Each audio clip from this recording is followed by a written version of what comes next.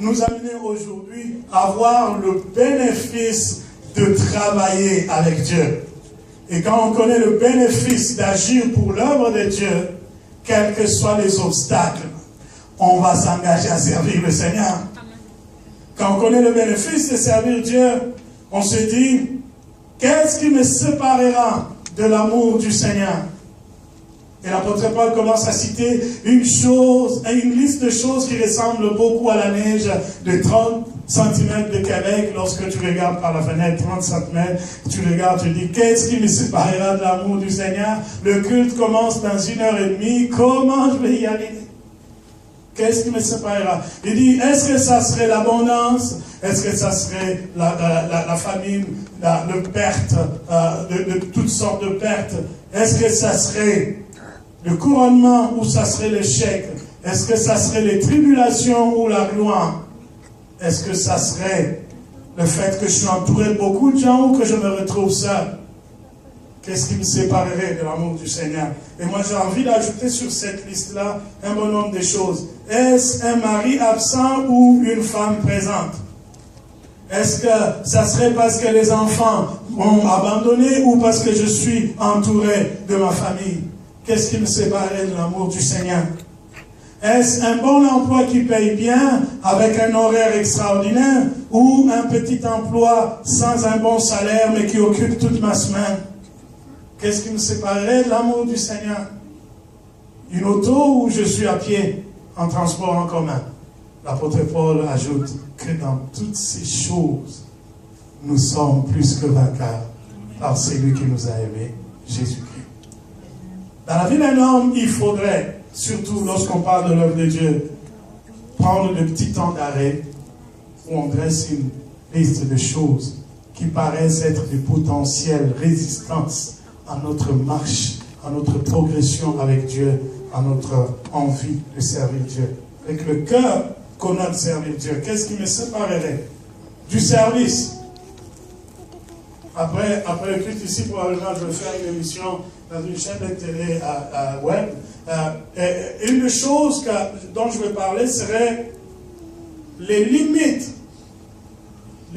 dans l'œuvre de Dieu. Des choses qu'il faudrait absolument considérer comme bornes. Si tu ne vois plus ces limites-là, tu risques de sortir de la volonté de Dieu. Parce que nous sommes dans un temps de liberté. Beaucoup d'entre nous avaient déjà entendu, peut-être un enfant, peut-être une femme, un homme, ou ton boss, ton supérieur, ou quelqu'un qui est sous ton autorité, quelqu'un te rappelait que c'est mon droit. Vous avez déjà entendu ça? Continuellement, on nous dit, c'est mon droit. J'ai le droit. Mais très peu nous parlent de leur devoir. Très peu disent, avec beaucoup d'énergie, c'est mon devoir. On est dans une société où on a mis beaucoup d'accent sur la liberté, le droit que j'ai. J'ai la liberté de faire ça, c'est mon droit de vivre comme ça, c'est mon droit, c'est mon droit, c'est mon droit. Mais on met très peu d'accent sur le devoir. Et l'évangile d'aujourd'hui parle beaucoup plus de nos droits, des choses qu'on doit absolument retenir de Dieu, d'obtenir de Dieu, recevoir des gens. On nous parle de l'abondance au nom de Jésus. Et beaucoup de versets que la plupart d'entre nous aiment. Avec Christ, nous ferons des exploits. Et des versets comme « Nous avons tout pleinement en Jésus » ou alors « Le Seigneur notre Dieu nous a accordé de toutes sortes de bénédictions dans les lieux célestes en Jésus-Christ. » Il n'y a que l'aspect, nos droits. Et un des versets le plus célèbre, demandez et il vous sera donné. Frappez et ça sera ouvert pour vous. Mais aujourd'hui, je vais parler des efforts parce qu'on sent en nous le droit, le devoir de servir Dieu. Amen. Alléluia. Dans le livre de Marc, chapitre 2, à partir du premier verset. Quelques jours après, Jésus revint à Capernaum. On a appris qu'il était à la maison. Et il assembla un si grand nombre de personnes que l'espace devant la porte ne pouvait plus les contenir. il leur annonçait la parole. Des gens vinrent à lui, amenant un paralytique porté par 4 hommes. Comme ils ne pouvaient l'aborder à cause de la foule, ils découvrirent le toit de la maison où il était. Et ils descendirent par cette ouverture le lit sur lequel le paralytique était couché. Jésus, voyant leur foi, dit au paralytique, « Mon enfant, tes péchés te sont pardonnés. » Je voudrais m'arrêter là un instant.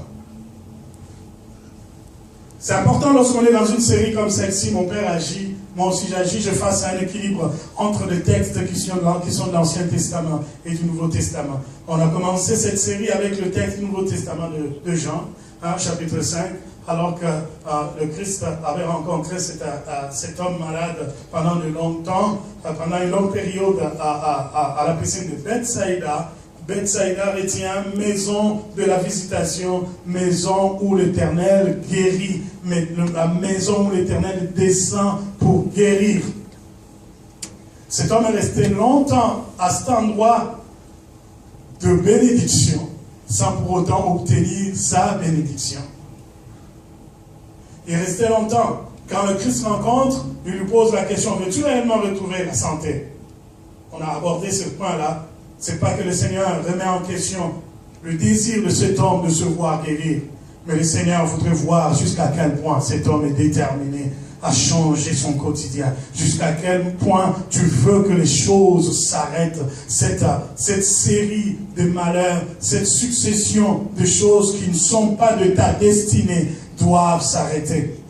On a vu aussi comment le Seigneur a travaillé pour la guérison de cet homme en utilisant 3 verbes d'action. Lève-toi, prends ton lit et marche. Parce que le Christ veut voir la détermination d'un homme par les actes qu'il pose. Il n'y a rien qui changera dans ta vie si tu ne passes pas l'action dans le sens contraire de ce que tu es en train de subir maintenant.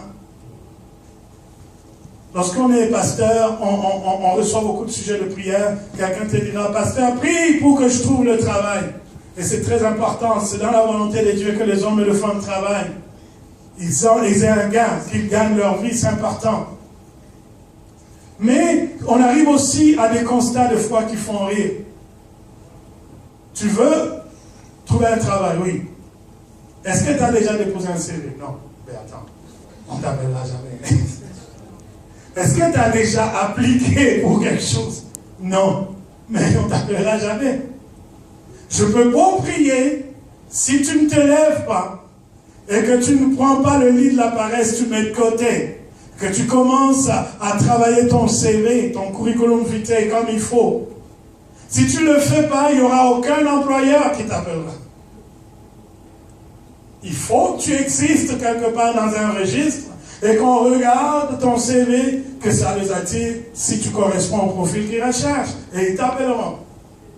Mais quand ils t'appelleront, certains voudraient que tu fasses un deuxième pas. C'est celui de venir à l'entrevue. Mais si chaque fois que tu reportes les entrevues, et tu viens intercéder, Seigneur, ouvre la porte de la bénédiction de travail dans ma vie, tu n'auras jamais de travail. Il faut aller à l'entrevue. Lève-toi, prends ton lit et marche. Pose des actes qui prouvent que tu veux que les choses changent. On a vu aussi que le Christ disait à cet homme de marcher, pendant qu'il sait très bien que c'est un impotent, c'est quelqu'un qui n'a pas la force de mettre les 2 pieds à terre.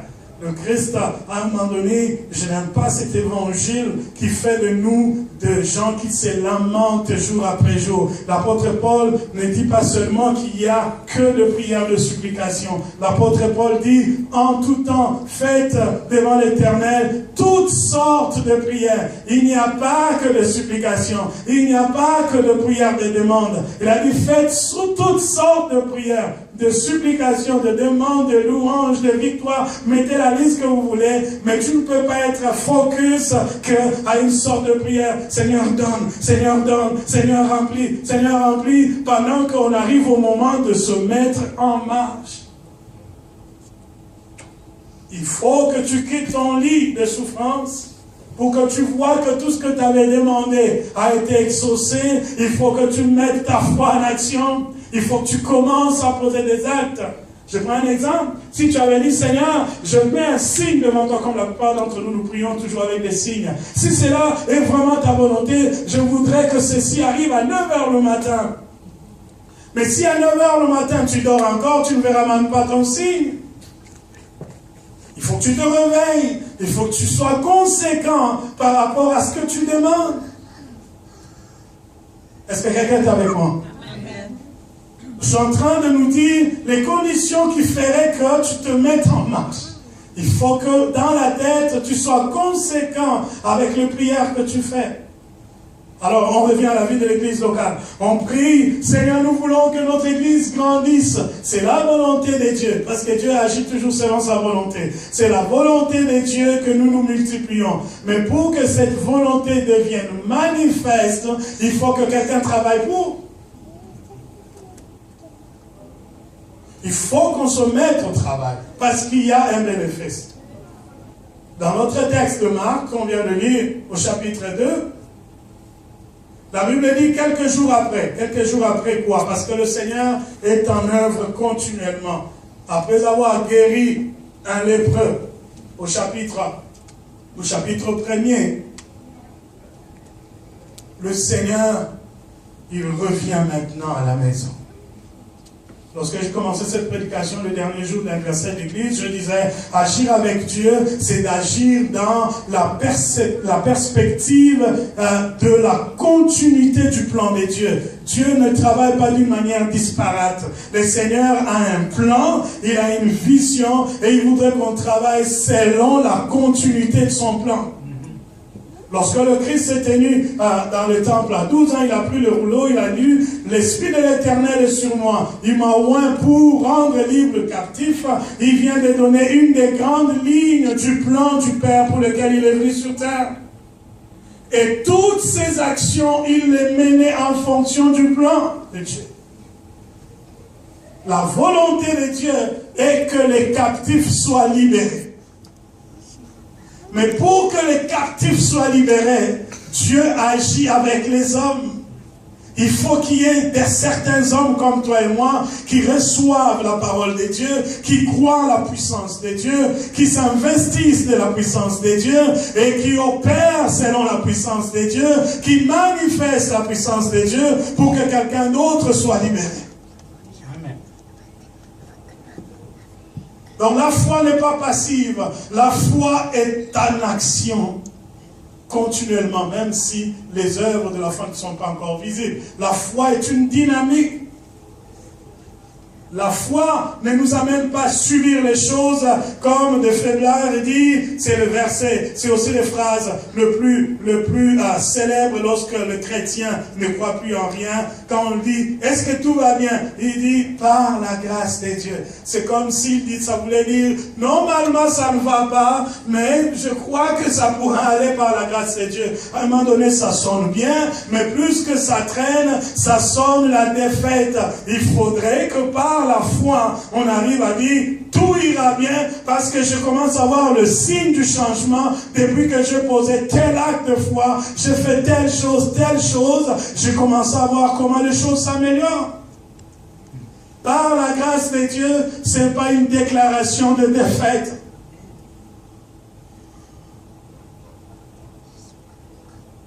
Lorsque l'évangile du combat spirituel est arrivé fortement au Congo, j'entendais souvent des prédications, on prend l'exemple de cette femme qui a accueilli Élisée dans sa maison, et cette femme n'avait pas d'enfant, Élisée a prié, elle a un enfant, et au bout d'un temps, l'enfant va mourir, et elle prend l'enfant, elle prépare l'enfant, elle se met à la suite de l'homme de Dieu. Tous les passants demandaient, est-ce que tout va bien? Elle répondait toujours, tout va bien. Alors cette phrase est devenue tellement célèbre dans le milieu évangélique, tous les enfants de Dieu, même quand ça va mal, on dit, est-ce que ça va? Il dit, tout va bien, même s'ils ne croient pas que ça va bien.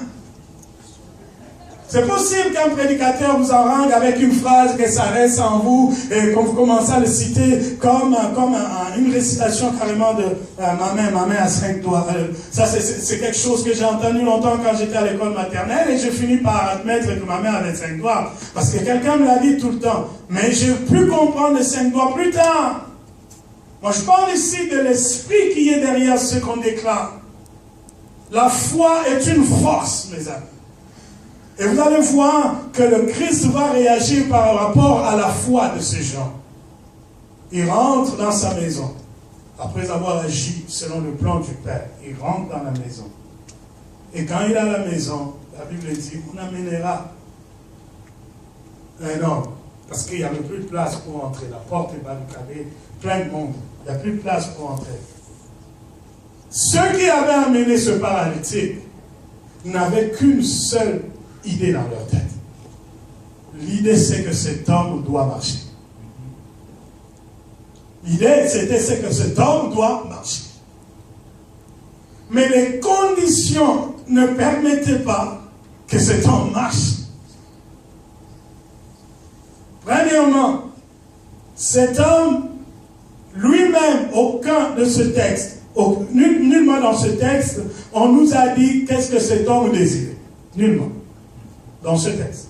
On nous parle de la foi et des actions de ceux-là qui l'accompagnaient. Deuxièmement, les obstacles ne sont pas d'ordre spirituel. On reste dans les textes. Les obstacles sont physiques. Sont physiques. Il ne faut pas spiritualiser cette partie de la parole. Pour dire qu'il y a des géants qui résistent à la guérison de cet homme. Il n'y avait pas de géants. Les obstacles sont physiques. Il y a beaucoup de gens devant la porte. Donc l'accessibilité au lieu où est Christ était impossible. Et je peux imaginer le deuxième obstacle. Lui-même, si on le descendait de son lit, il ne pouvait même pas aller. Parce qu'il ne peut pas marcher. Il est paralytique. Donc sa condition physique, c'est un deuxième obstacle. Mais ceux qui l'ont amené, parce qu'ils travaillent afin que le plan de Dieu s'accomplisse, le plan qui est, il faut que les malades soient guéris, ils ont mis de la détermination. Ils ont agi avec conviction que même si nous avons des obstacles physiques, c'est possible de les contourner, ces obstacles. C'est ça. C'est là que commence le devoir. Leur devoir était de voir cet homme guéri quoi qu'il arrive. Et leur deuxième devoir, c'est de travailler de manière à contourner les obstacles jusqu'à ce que l'objectif soit atteint. Tu ne peux pas atteindre un objectif si tu ne te sens pas appelé à faire quelque chose pour que cet objectif-là soit atteint. Si nous disons, Seigneur, nous voulons que cette église, Mission Ta Demeure, devienne une grande église, c'est comme si je disais à tous les membres de l'église, commencez à vous approprier l'objectif. Prenez cet objectif. Pour que l'église devienne une grande église, il faut que je fasse quelque chose. Si en faisant ce que je dois faire, je rencontre des obstacles, il est de mon devoir de chercher par tous les moyens comment contourner ces obstacles pourvu qu'on atteigne notre objectif. Vous savez, Jésus, sauf quelques 2 ou 3 textes que j'ai vus où les apôtres, les disciples du Christ ont eu, entre guillemets, pitié de lui peut-être, ils n'ont pas voulu que la foule, qu'ils soient débordés, ont eu à mettre un peu d'obstacles, empêcher les gens d'arriver à Jésus, mais le Christ, sachant qu'il avait 3 ans et demi d'exercice du ministère, il s'est rendu toujours disponible. Il était suivi, les gens le suivaient. La Bible dit que la foule était continuellement après lui. Il était toujours disponible. Mais les disciples savaient aussi qu'ils avaient un devoir. non seulement de suivre le Maître dans le plan du Père, mais que plus tard par eux, le plan du Père s'accomplisse. Ils savaient qu'ils avaient un devoir. Il y a un temps où, sur le pasteur Jacques, presque à chaque dimanche, il se tient devant vous, il apporte la parole de Dieu. Mais il viendra un moment donné, pour ceux-là qui sentent dans leur cœur qu'ils sont appelés à faire quelque chose pour que l'œuvre avance, il viendra un moment donné, certaines choses que fait le pasteur, il va arrêter de le faire parce que quelqu'un s'est investi, quelqu'un a commencé à contourner les difficultés, les obstacles, et il sera investi de la pensée que tout ce que je fais, c'est pour la gloire de Dieu, en vue que toutes les âmes que le Seigneur a disposées dans sa science infiniment variée, qui pourraient venir dans cette œuvre, trouvent des conditions de rencontrer Jésus. Si nous sommes tous animés de cette pensée-là, au bout d'un temps, personne ne se plaindra que l'œuvre est difficile à porter, parce qu'on sera tous animés d'un esprit de devoir. Il faut que tu fasses quelque chose. Regardez comment ces gens ont contourné les obstacles. La Bible dit, verset 4, comme ils ne pouvaient l'aborder à cause de la foule, ils découvrirent le toit de la maison. Première action. Puisque je ne peux pas atteindre Jésus, nous on n'a pas quitté nos maisons pour se limiter à l'extérieur. On avait amené ce paralytique pour être devant Jésus et que Jésus le guérisse. Comme je ne peux pas atteindre Jésus directement, je regarde tout autour de moi. Par où je peux passer pour atteindre Jésus? Et ces gens ont eu un réflexe. Quelqu'un dit réflexe. Le réflexe dans la marche avec Dieu, c'est de la spontanéité. La spontanéité. Il y en a qui, et je pense que ça devient lourd à porter, si tu es un superviseur ou tu as en charge un groupe de gens que tu diriges, si tu as quelqu'un dans ton équipe qui, à chaque mouvement, il doit venir te demander, est-ce que je dois aller à gauche? Est-ce que je dois aller à droite? Est-ce que tu aimerais que je m'arrête ici? Est-ce que tu aimerais que je bouge la table? Est-ce que, à un moment donné, tu vas te dire, soit il est fatigant, ou alors il ne comprend pas l'essentiel de sa tâche, alors, ou c'est moi qui avais mal transmis les directives, la description des tâches, et la plupart des bons leaders, ils vont s'asseoir, ils vont mettre sur pied un livre de procédures. Ils vont dire, pour quelqu'un qui travaille à ce poste-là, voilà les tâches qu'il faut. Quand tu arrives, tu commences par ça, tu finis par là.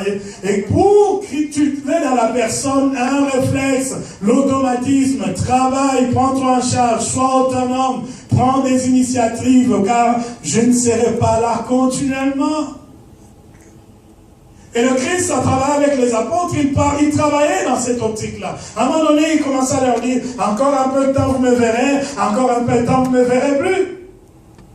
Réveillez-vous là. Il y a des choses qu'on fait pour qu'on le fasse bien. Il faut avoir un bon sens de réflexe, prendre des initiatives, avoir une bonne vision de solutions à apporter dans l'ensemble. En anglais, on dit, you need to have a big picture. Voir les choses dans l'ensemble. Le Seigneur, je pense qu'il louerait ces gens à la fin. Vous verrez que dans les textes, il les a loués, il les a réconfortés. Parce que ces gens ont regardé tout autour. Où serait la solution? Pour nous, serviteurs de Dieu, la manière de répondre à cette question, où serait la solution? On commence par prier.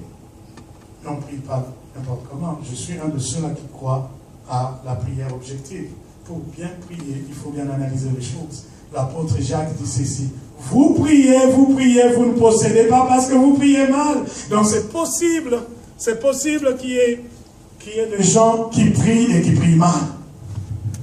Faire du surplace parce que tu pries mal. C'est possible. Donc pour bien prier, il faut bien analyser. Bien regarder.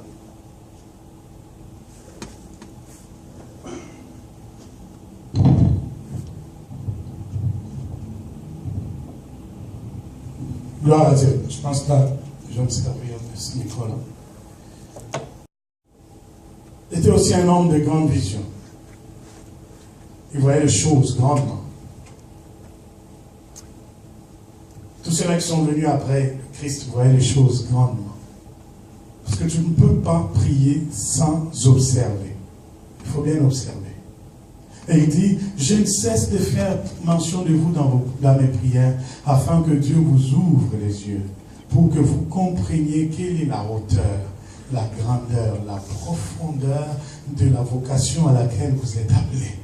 Donc, il a compris qu'il y a des gens qui posent mal les actes en servant Dieu parce qu'ils n'ont pas saisi la grande vision. Ils n'ont pas compris qui est Christ réellement. Ces gens savaient que pour leur paralytique, il n'y a pas deux solutions. L'unique solution, c'est de voir Jésus face à face. Pour arriver à cela, ils regardent tout autour et ils ont dit, ah, on passe par le toit. Il y a quelques années, j'apportais cette parole à un endroit où il y avait à la fois des professeurs en droit et des hommes, des étudiants qui étaient dans le milieu intellectuel. Je disais, c'est vrai qu'il faut prendre des initiatives. Quelquefois aussi, c'est vrai qu'il faut faire attention sur les lois qui régissent le milieu dans lequel vous êtes. Mais je pense que s'il y avait un juriste en ce temps-ci, cet homme-là dirait, vous avez violé une loi, vous avez violé le domicile de quelqu'un, vous êtes allé par le toit, vous avez ouvert le toit sans l'autorisation de la personne. Je vais prendre une parenthèse. N'allez pas ouvrir les toits de gens si vous n'avez pas l'autorisation de leur propriétaire ici au Québec. On va vous arrêter pour rien. Mais ce que je suis en train de dire dans ce texte, ces hommes ont trouvé une façon de régler leurs problèmes. Ils ont trouvé une façon. Ils ont ouvert le toit et ils ont descendu le malade juste devant le Seigneur. Remarquons une chose. Dans la réponse du Seigneur, il leur dit ceci. Verset 5. Jésus, voyant leur foi, il dit au paralytique, mon enfant, tes péchés te sont pardonnés. Jésus n'a pas vu la foi du malade. Jusque-là, le malade n'est pas en action. Là.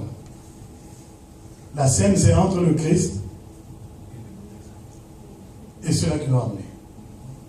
Voyant la foi de ces gens, qui en bénéficie? Paralytique. Ok, pasteur, mais il est écrit que le salut est individuel. Mais tu as parlé du salut. Le fait de recevoir Jésus-Christ comme ton Seigneur et ton Sauveur, ça c'est une démarche individuelle, personnelle. Mais pour quelqu'un qui ne sait même pas qui est Jésus, pour quelqu'un qui ne sait même pas comment on s'approche de Jésus, tu ne diras pas d'une manière négligente, ah, s'il n'est pas sauvé, c'est son problème, parce que le salut est individuel. Moi, je ne peux pas aller faire les efforts à sa place. Non. Il y a toujours quelqu'un qui travaille pour que les autres bénéficient du salut. Amen. Oh, je bénis Dieu pour tel Osborne. Osborne a tellement travaillé pour que l'Afrique connaisse le réveil qui est venu après les années 79. Je bénis Dieu pour Billy Graham. Ils ont tellement travaillé pour que même en Inde, il y ait l'évangile. Mais ces gens-là ont vieilli. Ils n'ont plus la force de faire des grandes croisades comme avant.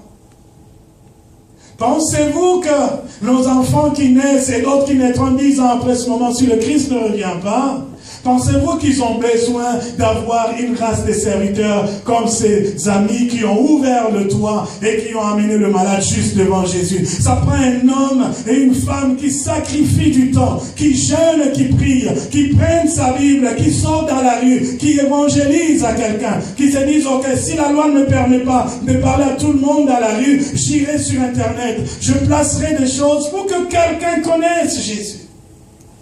Parce qu'il y a un bénéfice. Le Christ dit à cet homme, tes péchés te sont pardonnés. On a gagné quelqu'un. Parce que les autres ont ouvert le toit.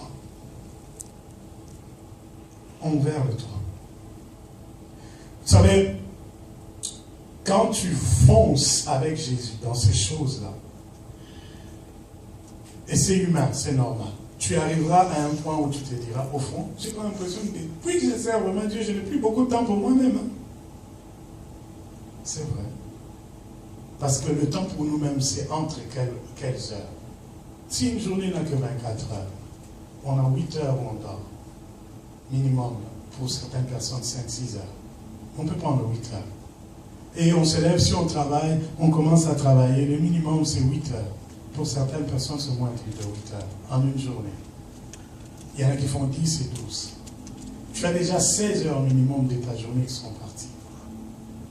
Et si tu ajoutes les transports en commun, si tu voyages en transport en commun, tu as 1 heure chaque pour te rendre au travail et revenir.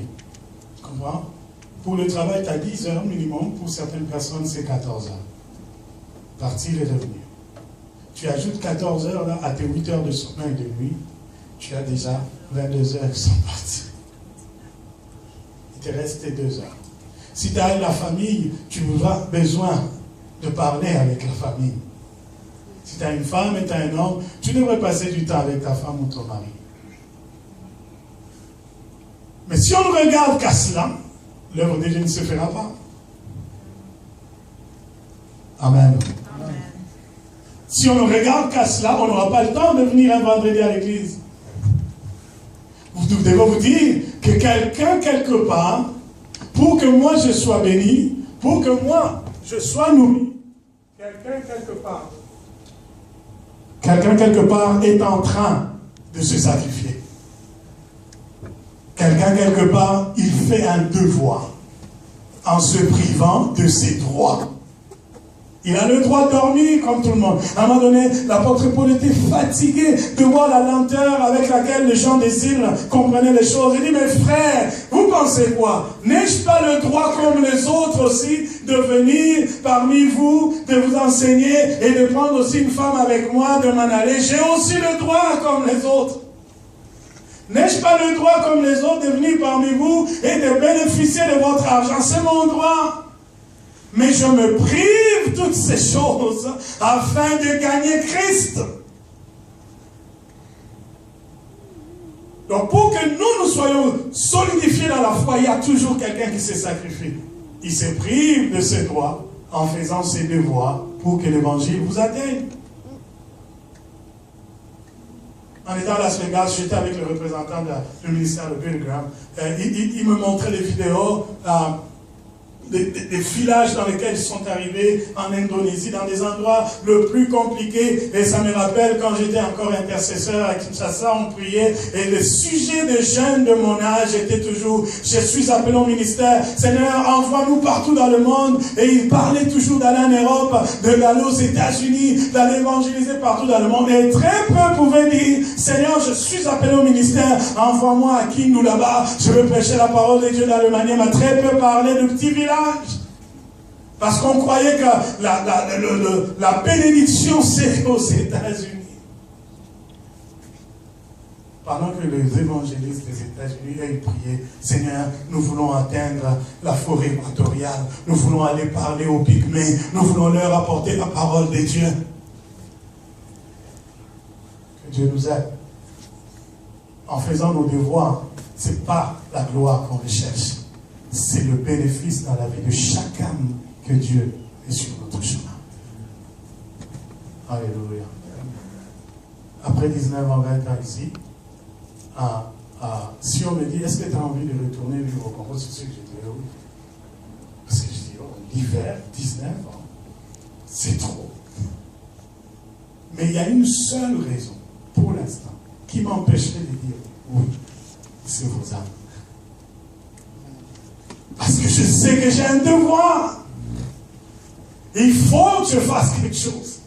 Je regarde dans le métro, je prends le métro depuis un temps, je rentre, je regarde comment les gens vivent, comment les gens passent leur journée. Je dis, mais Seigneur, c'est comme si on n'a encore rien fait pour gagner les âmes. Le devoir nous prive de nos droits. Enfin, pour aujourd'hui, je vais insister sur un autre élément. Le Christ a dit à cet homme malade, tes péchés te sont pardonnés, au lieu de dire, sois guéri. Parce que leur objectif, c'était la guérison de cet homme.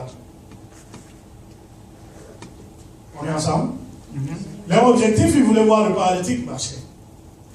Mais je bénis Dieu, parce que c'est un Dieu qui sonde les cœurs et les reins. Il connaît nos vrais besoins. Le Seigneur dont nous parlons ici, c'est un Dieu qui règle d'abord le vrai besoin. Quand il a fini de régler le vrai besoin, il va s'occuper à ce qui est élémentaire, et qui est supplémentaire, complémentaire. Le vrai besoin des gens, c'est la restauration de leur vie. Que leur vie soit changée, que leur vie soit transformée. Ne brandissez pas le matériel lorsqu'on veut travailler pour le Seigneur. Ce qui est plus important d'abord, c'est le spirituel. Et voilà pourquoi le Christ, lorsqu'il parle de ces textes, la Bible, le commentateur disait qu'il a changé de ton, il a parlé avec autorité. Il disait, recherchez d'abord le royaume des cieux et tous ses principes. C'est alors que vous recevrez le reste en bénéfice. En bénéfice, en surplus. Ce qui a un prix, c'est le royaume des cieux. Le reste, c'est discrétionnel. Je peux me décider de vous ajouter les surplus. De tous mes frères et sœurs, c'est moi qui accompagnais beaucoup ma mère à marcher. Je la voyais souvent arriver au marché, elle va acheter la farine, de semoule ou quoi. Elle touchait d'abord, et toi, est-ce que c'est lisse dans les mains? Et puis elle demande, la première question, combien ça coûte? Et quand elle paye pour le prix, la dame qui vend lui donne toujours un surplus. Elle paye d'abord le prix de ce qu'elle doit acheter, combien ça coûte? Et on lui donne les matavis, le surplus. Ce qui est plus important dans une église, c'est que nous travaillons sérieusement pour que les âmes soient d'abord sauvées, que leur vie soit transformée. Le mariage, ce n'est qu'un bénéfice, mes frères. Les enfants, ce ne sont que des bénéfices. Ce qui doit prendre toute mon énergie, c'est de gagner Christ. C'est que l'autre connaisse Christ.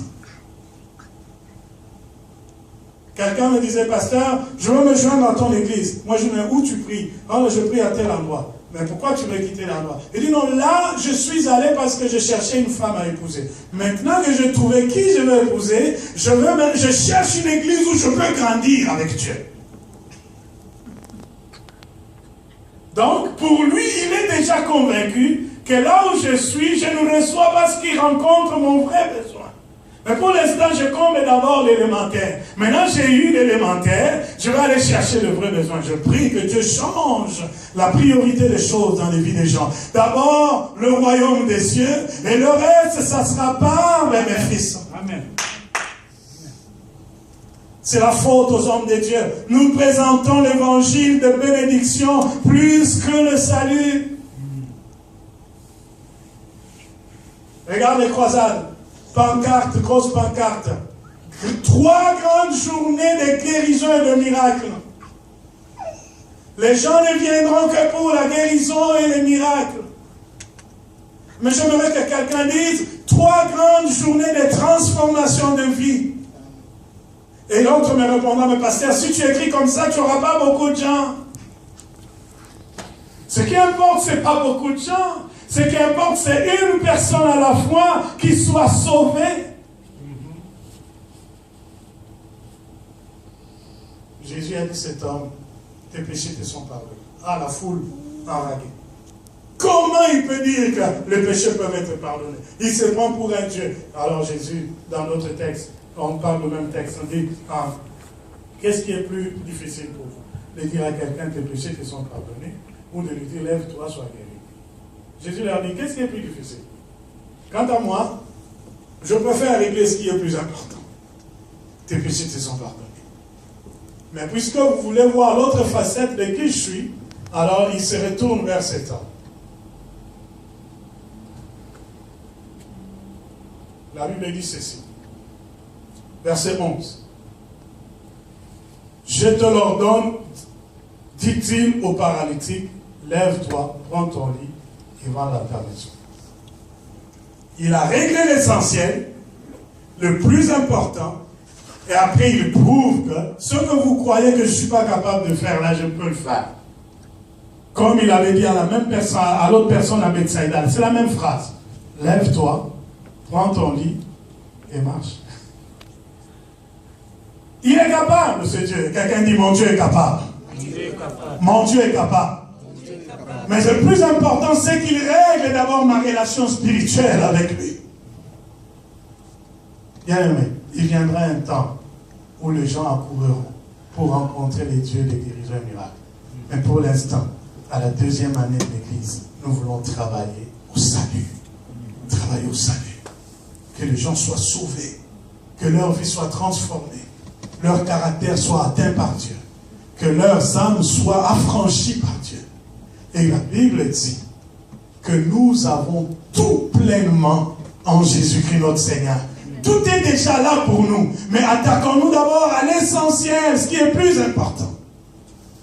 Si je gênerai, Seigneur, envoie-nous vers des hommes et des femmes qui ont soif du salut, qui ont grandement besoin d'être sauvés. Donne-moi la sagesse, comment parler à un cœur qui est troublé, qui a besoin du salut. Donne-moi les armes qu'il faut lorsque par une petite prédication, même si l'endroit a beaucoup d'obstacles, mais que le cœur des gens soit touché en vue d'être sauvé. Si je fais mes devoirs comme il faut, le Seigneur s'occupera de reste. Si telle est notre foi, acclamons notre Dieu. Voilà pourquoi je pensais qu'avec l'aide de Dieu, lancer un appel à l'Église. Si quelqu'un a envie de servir Dieu et qu'il sent qu'il a encore beaucoup d'obstacles dans son caractère, dans son tempérament, des obstacles liés à sa personnalité, tu luttes avec un péché pendant de longues années, tu n'arrives pas à t'en sortir. Je me rends disponible mercredi prochain pour qu'à un moment donné de la journée, si quelqu'un a besoin qu'on prie ensemble, on va prier ensemble. Pourvu que tu sortes de la chose et qu'ensemble on continue la marche pour servir Dieu comme il faut. Mercredi, à partir de 18h, je serai ici, si tu peux. Si tu ne peux pas, vendredi, je viendrai encore plus tôt, avant l'intercession de tout le monde. Pour que celui qui sent qu'il a besoin d'aide, afin qu'on arrive à enlever ce qui empêche d'accomplir les devoirs comme il faut. Vous savez, je suis passé par là.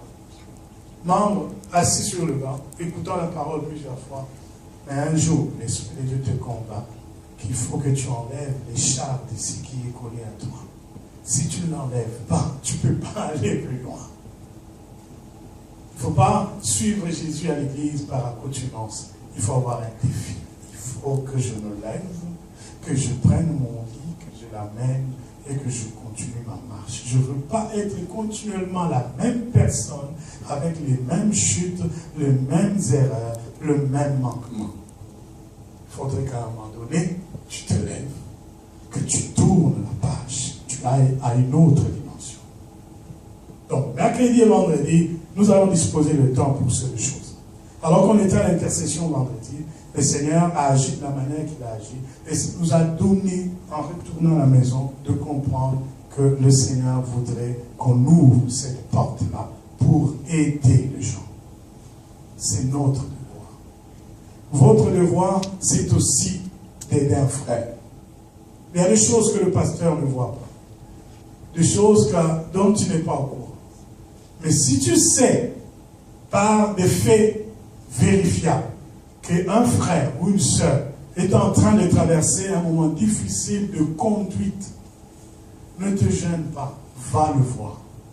Va la voir. La Bible dit, si tu vois ton frère s'égarer, va lui parler. S'il t'écoute, tu gagneras son âme. S'il te rejette, reviens une deuxième fois avec un témoin. Tu gagneras son âme. C'est important. Donc il y a des gens que vous pouvez atteindre. C'est votre devoir de protéger le frère. Dis mon frère, ma soeur, depuis un temps, je t'observe, je vois ça, je vois ça. je voudrais t'accompagner dans un temps de prière. Est-ce que tu aimerais qu'on prie ensemble? Peut-être que tu as besoin d'aide. Si tu écoutes, tu l'aurais gagné. C'est notre devoir de travailler au salut de nos frères et sœurs. Amen. Amen. On va prier pour finir cette parole dans la présence.